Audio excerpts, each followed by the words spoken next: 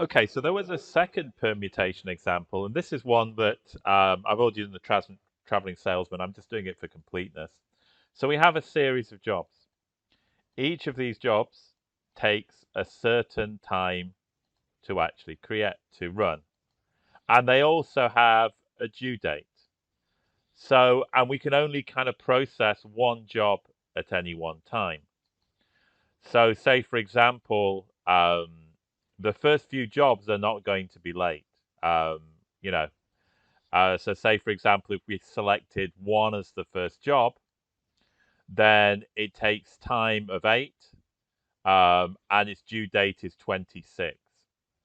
Um, so we actually have the model here. So we have our job, how long it takes, and basically all this is doing is using the indexing command. We've got an area here, and we're looking for the kind of the job number. So in this case, it's job number 1.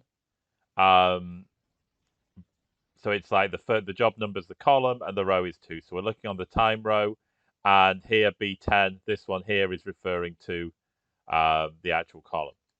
So we have each job has its processing time taken from this table. And similarly, each job has its due date exactly the same.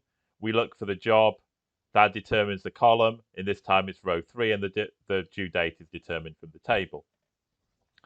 Now, the completion time is basically the processing time plus the previous completing time. So you notice each completion time is bigger than the previous completion time. It's just the previous completion time plus the processing time. And then we have how late we are. So we're late here. We finish at 8 and our due date is 26. Here we finish at 15, our due date is 27. Now eventually there is no solution to this problem where we're not late on anything.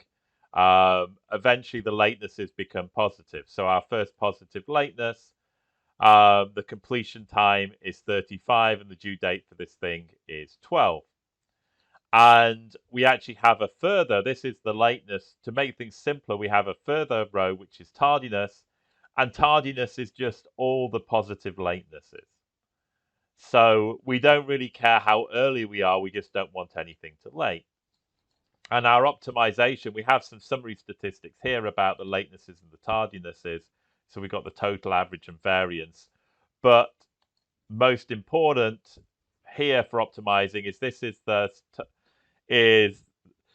sum of the tardinesses, and we want to minimize this by doing a permutation of the jobs assigned. And I've started the setup with jobs assigned as 1, 2, 3, 4, 5, 6, 7, 8, 9, 10 in order of the number, which is not the optimal. So let's just kind of solve this in Solver now. And I've done this before. So let's just set the objective.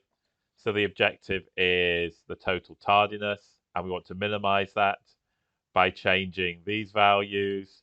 And again, we want this kind of permutation constraint. So all different says we have to, our lowest number is 1, our highest is n.